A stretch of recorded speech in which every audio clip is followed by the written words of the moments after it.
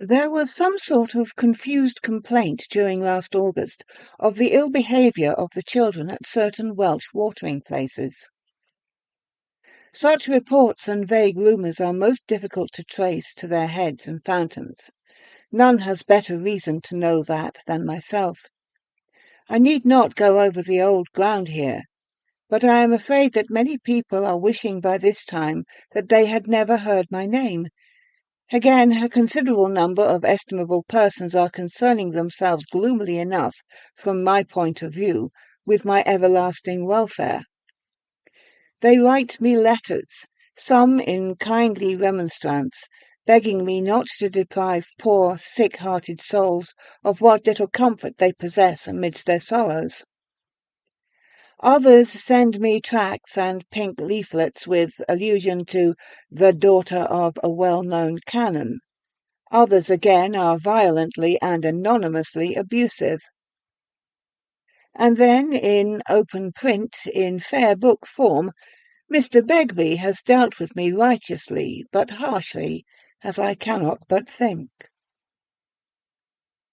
Yet it was all so entirely innocent, casual on my part. A poor linnet of prose, I did but perform my indifferent piping in the evening news because I wanted to do so, because I felt that the story of the bowman ought to be told. An inventor of fantasies is a poor creature, heaven knows, when all the world is at war. But I thought that no harm would be done, at any rate, if I bore witness, after the fashion of the fantastic craft, to my belief in the heroic glory of the English host who went back from Mons fighting and triumphing. And then, somehow or other, it was as if I had touched a button and set in action a terrific, complicated mechanism of rumours that pretended to be sworn truth, of gossip that posed as evidence, of wild taradiddles that good men most firmly believed. The supposed testimony of that daughter of a well-known canon took parish magazines by storm, and equally enjoyed the faith of dissenting divines.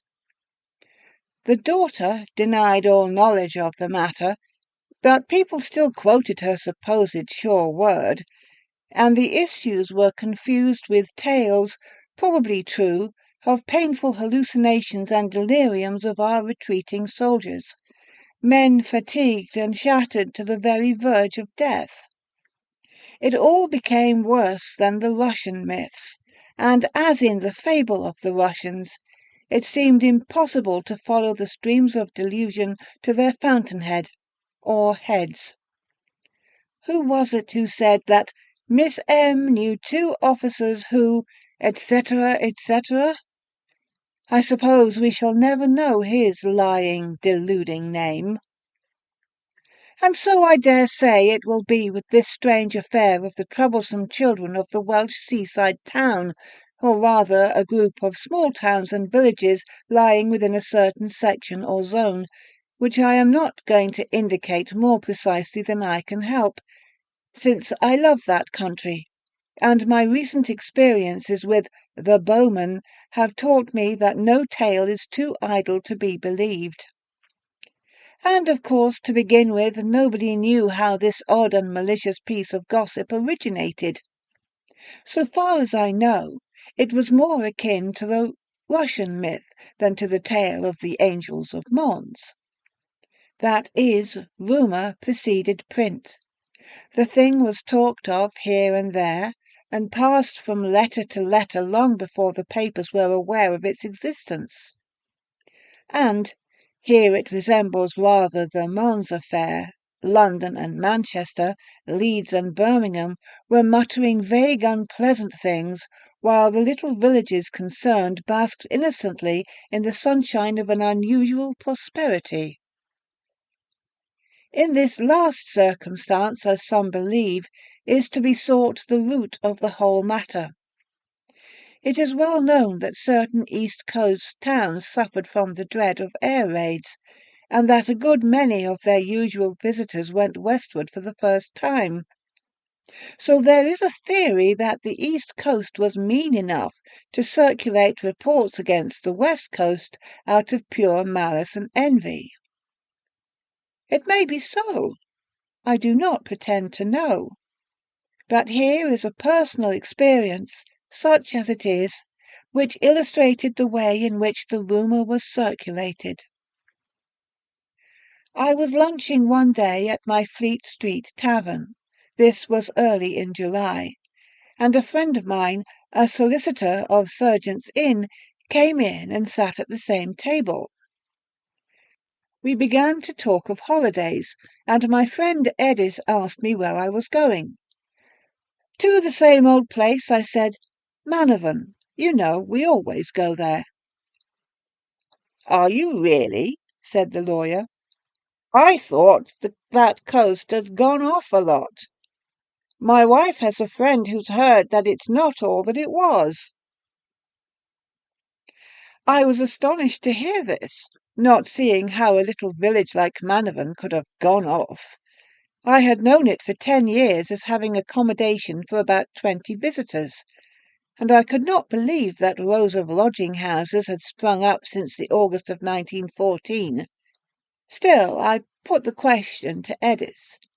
Trippers? I asked, knowing firstly that trippers hate the solitude of the country and the sea, secondly that there are no industrial towns within cheap and easy distance, and thirdly that the railways were issuing no excursion tickets during the war.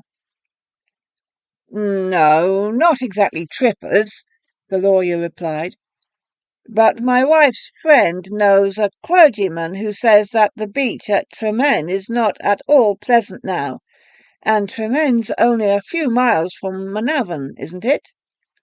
In what way not pleasant? I carried on my examination. Pierrots and shows, that sort of thing. I felt that it could not be so, for the solemn rocks of Tremen would have turned the liveliest Pierrot to stone. He would have frozen into a crag on the beach, and the seagulls would carry away his song and make it a lament by lonely booming caverns that look on Avalon. Edis said he had heard nothing about showmen, but he understood that since the war the children of the whole district had gone quite out of hand. Bad language, you know, he said, and all that sort of thing. Worse than London slum children. One doesn't want one's wife and children to hear foul talk at any time, much less on their holiday. And they say that Castle Cock is quite impossible. No decent woman would be seen there. I said, Really, that's a great pity, and changed the subject. But I could not make it out at all. I knew Castle Cock well, a little bay bastioned by dunes and red sandstone cliffs, rich with greenery. A stream of cold water runs down there to the sea. There is the ruined Norman castle, the ancient church, and the scattered village. It is altogether a place of peace and quiet and great beauty. The people there, children and grown-ups alike, were not merely decent but courteous folk. If one thanked a child for opening a gate, there would come the inevitable response, "And welcome kindly, sir." I could not make it out at all. I didn't believe the lawyer's tales. For the life of me I could not see what he could be driving at. And for the avoidance of all unnecessary mystery, I may as well say that my wife and child and myself went down to Manavan last August and had a most delightful holiday. At the time we were certainly conscious of no annoyance or unpleasantness of any kind. Afterwards, I confess, I heard a story that puzzled and still puzzles me, and this story, if it be received, might give its own interpretation to one or two circumstances which seemed in themselves quite insignificant. But all through July I came upon traces of evil rumours affecting this most gracious corner of the earth. Some of these rumours were repetitions of Edis's gossip, Others amplified this vague story and made it more definite. Of course, no first-hand evidence was available. There never is any first-hand evidence in these cases. But A knew B, who had heard from C that her second cousin's little girl had been set upon and beaten by a pack of young Welsh savages. Then people quoted a doctor in large practice in a well-known town in the Midlands to the effect that Tremen was a sink of juvenile depravity. They said that a responsible medical man's evidence was final and convincing, but they didn't bother to find out who the doctor was or whether there was any doctor at all, or any doctor relevant to the issue. Then the thing began to get into the papers in a sort of oblique, by-the-way sort of manner. People cited the case of these imaginary bad children in support of their educational views.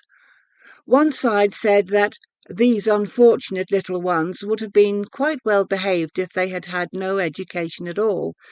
The opposition declared that continuation schools would speedily reform them and make them into admirable citizens. Then the poor Arthurshire children seemed to become involved in quarrels about Welsh disestablishment and in the question of the miners, and all the while they were going about behaving politely and admirably as they always do behave. I knew all the time that it was all nonsense, but I couldn't understand in the least what it meant, or who was pulling the wires of rumour, or their purpose in so pulling. I began to wonder whether the pressure and anxiety and suspense of a terrible war had unhinged the public mind, so that it was ready to believe any fable, to debate the reasons for happenings which had never happened. At last, quite incredible things began to be whispered. Visitors' children had not only been beaten, they had been tortured.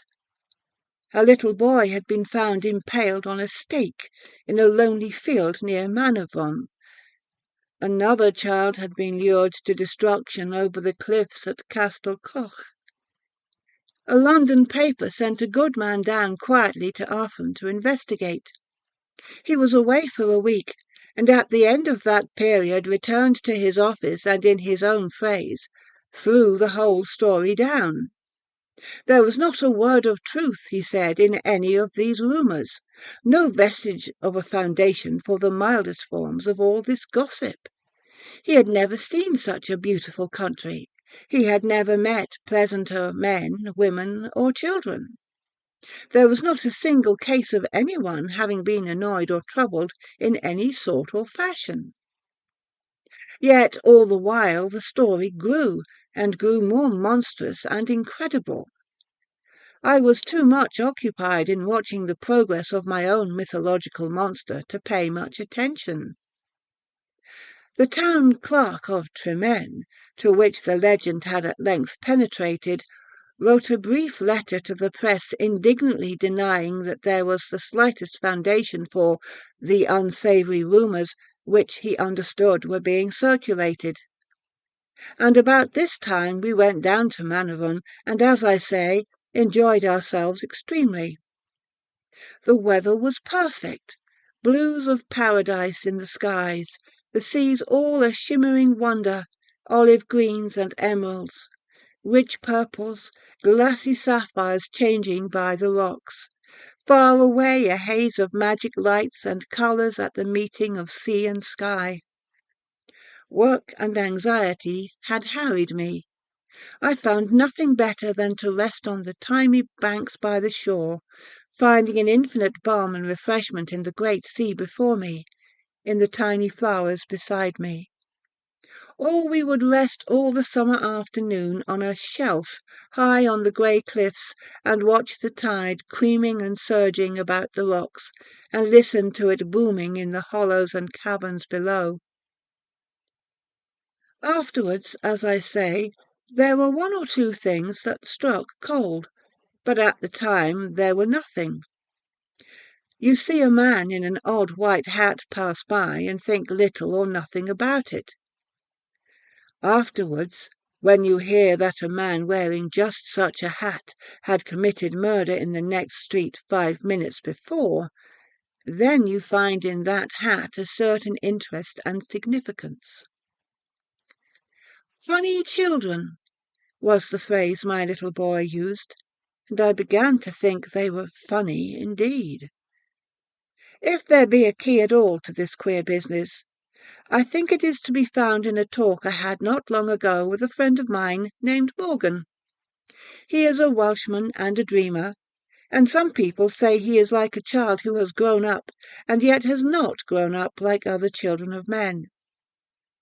Though I did not know it, while I was at Manavan, he was spending his holiday time at Castell Coch. He was a lonely man, and he liked lonely places, and when we met in the autumn he told me how, day after day, he would carry his bread and cheese and beer in a basket to a remote headland on that coast known as the Old Camp.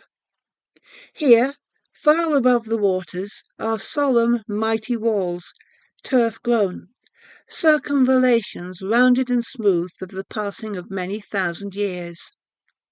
At one end of this most ancient place there is a tumulus, a tower of observation perhaps, and underneath it slinks the green, deceiving ditch that seems to wind into the heart of the camp, but in reality rushes down to sheer rock and a precipice over the waters.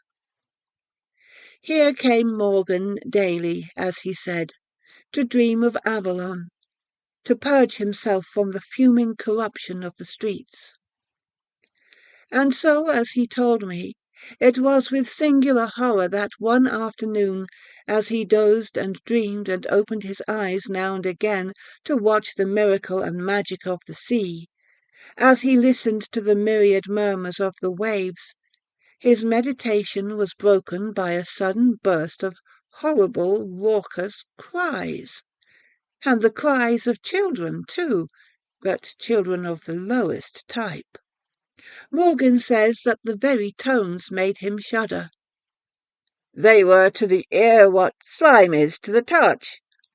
And then the words, every foulness, every filthy abomination of speech, blasphemies that struck like blows at the sky, that sank down into the pure, shining depths, defiling them. He was amazed. He peered over the green wall of the fort, and there in the ditch he saw a swarm of noisome children. Horrible little stunted creatures with old men's faces, with bloated faces, with little sunken eyes, with leering eyes.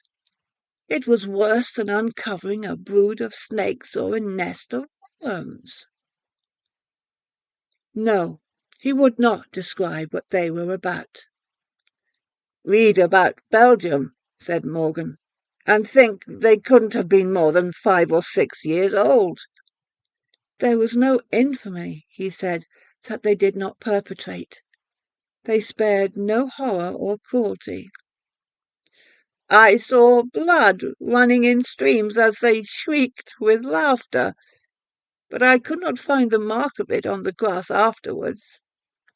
Morgan said he watched them and could not utter a word.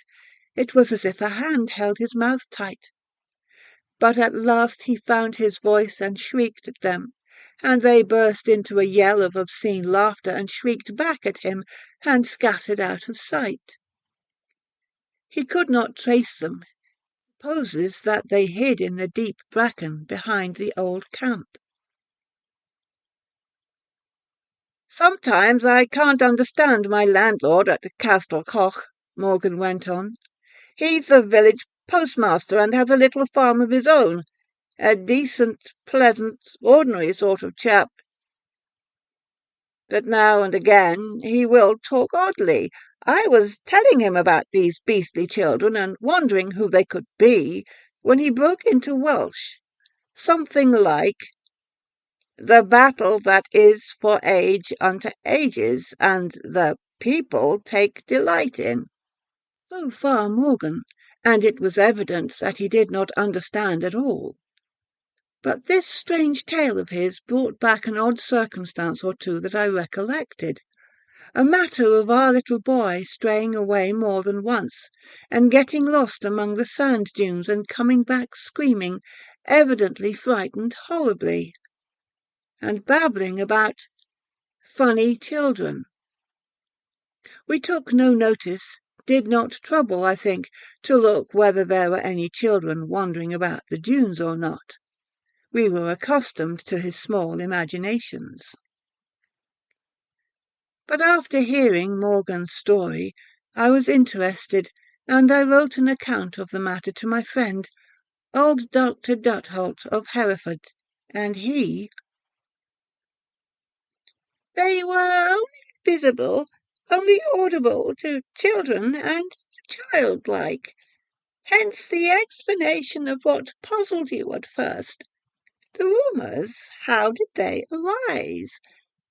They arose from nursery gossip, from scraps and odds and ends of half-articulate children's talk of horrors that they didn't understand, of words that shamed their nurses and their mothers. These little people of the earth rise up and rejoice in these times of ours, for they are glad, as the Welshman said, when they know that men follow their ways."